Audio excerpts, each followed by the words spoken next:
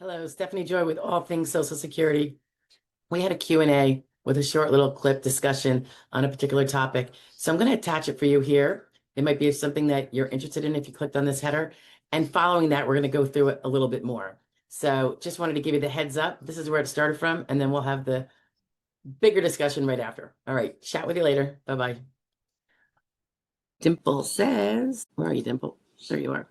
I believe that Jonathan had mentioned about having to prove unable to do your last job. You always have to prove that. That's step 4. I have been trying to find the video to see exactly what he said.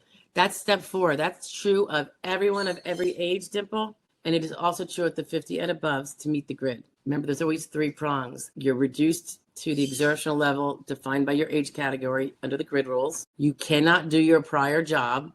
Applies to all of them. And the third thing for everybody is you cannot transfer the skills you learned at the prior job, if they are transferable skills, if you have them, you cannot transfer them to a job that you could do at that less exertional job that you are in the RFC for. So it's always, that's always going to be the step 4, Dimple. Always got to prove you can't do your prior job. You and I have talked about this, right? I think when I was talking about some post-work stoppage strategies to do before you apply. And I know that's frustrating for people. Like, I don't want to wait. Hey there. That was one of our little Q&A clips. I hope you found it informative or helpful or just enjoyable. I am attaching a related video that we have put together a while back that is on a similar topic and or an extension of what we were just talking about. So if you needed some more information on that, that's a place to start. You can also look in our playlists. There is a ton of them. I think there's over 1,000 videos. So there's almost every topic in the world touched upon in some way, shape, or form.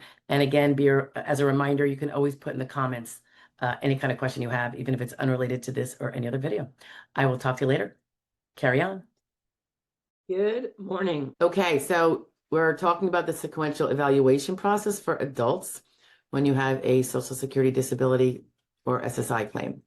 Now, you are either perhaps have just watched one of the individual segments on one of the 5 steps, and this will be an overview of what all 5 steps are, just so you know at what place you're in. Or you're just coming here for the first time and you are just going to learn right here what the 5 steps are without the details attached to them. So I will try to connect all the other ones to this. So if you need to pop to number 3 and find more details about it, you can, or 4 or 5 or 1 or 2. Okay, so this is just going to be the rundown of the 5 steps and their names and what they are. Super quick. Okay, so when you first file a claim, the first step that the SSA has to determine is, are you working SGA?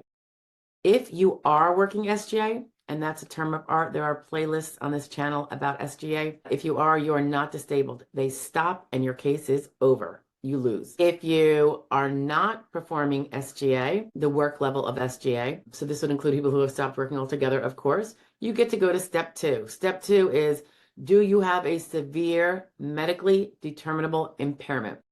One could think of that as a severe diagnosis, perhaps, although I'm sure it's not exactly that, but an MDI would have to be diagnosed, and it has to be diagnosed in the medically acceptable manner. And all of that is through your medical records. So that's where all the medical boom, boom, boom treatment is really important to get to that point. If you do not have a severe medically determinable impairment, even if you have medically determinable impairments, because who doesn't, at least have small ones. If you do not have a severe one, just one, you will be denied. Stop, you're out the door, the case is over.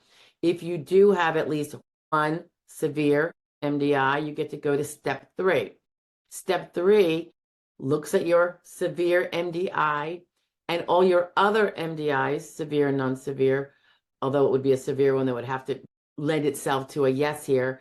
Does it meet or equal a listing? They're referring to the Blue Book listings. You can find them at ssa.gov. And if it meets the details within the description of that listing, of that kind of impairment, you will, if yes, be found disabled at step 3. Game over. You're done in terms of you just won the hardest battle of proving that you are medically disabled.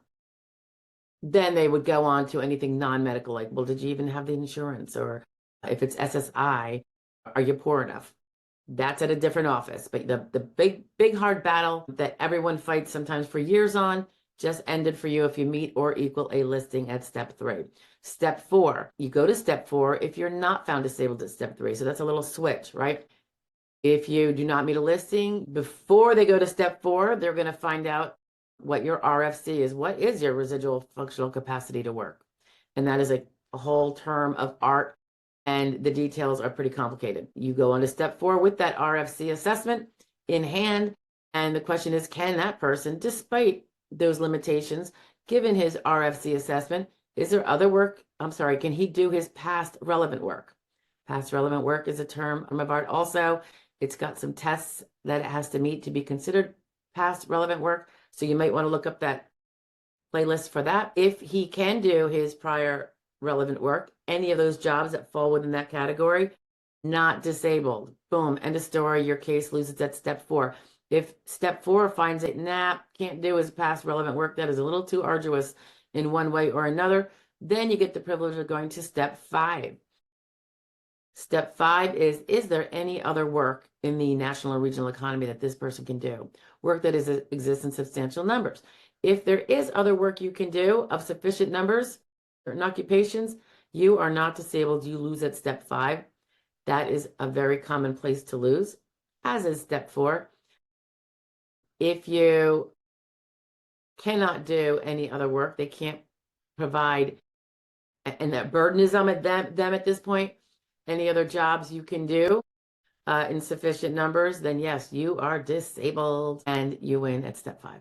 Okay, more details on 1 through 5. See at the end. I will put up I guess I'll put up a button for number 1. From number 1, you can see buttons for number 2. From 2, you can see a button for number 3. So they will go in sequential. If at the end you click on the button that should be in the upper corner there. I think that's the only way I can really do it, but I hope it helps. All right. And if you have any questions, just leave them in comments and we'll talk about it later. All right. Bye.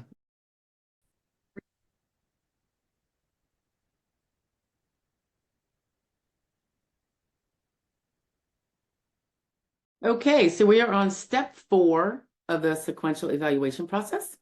Super quick, these. You've already been through step 1, step 2. At step 3, you didn't get to win at step 3. I mean, you passed the other ones, which you needed to do to get step 3. Step 3, you couldn't win at, so you had to go to step 4. They already determined your residual functional capacity, RFC. You had that assessment by the SSD, and now you are at step 4. This is where they're going to try to find out if you can do your past relevant work. Now, as you may know, past relevant work, it has to be past relevant work. It has to meet 3 tests. We have an ABC video on that. If you look under past relevant work, the playlist, you can find out which of your jobs will count and that you will have to prove that you cannot do. Past relevant work is a really big deal. And there is another video on some potential rule changing when it comes to past relevant work that would actually be beneficial to beneficiaries. So I do hope it comes into play. I hope they make the rule change. And there is a video on that too. So just go look under past relevant work and you'll find all that. So they have the RFC and now they're going to review your past relevant work. They look at the whole job and they look at your physical and or mental limitations and restrictions, I suppose. Whatever ended up working into that RFC as being limited and having a reduced capacity. And if any of those capacities that are required for the past relevant work as you performed it, or as it is generally performed in the economy, which makes it a little bit more difficult, because either one of those will mean you can still do it. Even if it's not that your job didn't have it that way, but generally that job is performed. That's why it's really important that they categorize your past relevant work under the correct occupation, really. Because if they put it under a different one and then say, well, it's generally performed, it's like this, so she could still do that with that reduced RFC. Maybe she couldn't do the job as she performed it for her employer, but over here for these other employers, she could. It gets a little sticky. If you are able to, if they find that you could do your past relevant work, one of those jobs in your past that fall into the category of past relevant work, past relevant work, not necessarily all jobs, you're going to be found not disabled, unfortunately. However, if they find you can't do your past relevant work because your exertional level is too low, it's lower than what that job is categorized as a for instance, then you will pass step 4 and get the privilege of going to step 5. I say that tongue in cheek, privilege. And we will go into step 5. I recently discussed with some people the need to really look at step 5, because a lot of people focus on trying to convince the SSA the truth of the matter that they can't pass relevant work, and they pass step 4. They think that's all they need to do is show they can't do their old job. They don't know that that's not the end of the game, because there are 12,000 occupations out there. So you need to prove you can't do the rest of those either. Capiche? So yeah, step 4 is not the end game, but I see so many people that think it is when they're representing and when they're speaking about their case and they're saying, I can't do my job. I can't. I'm like, I get it, but let's stop talking about that, because that's not what's going to win your case. We need to get on to what's relevant. So look at step 5. You have to pay attention to step 5. Alrighty, that is step 4 for you. I'll see you around the corner at step 5. Bye now.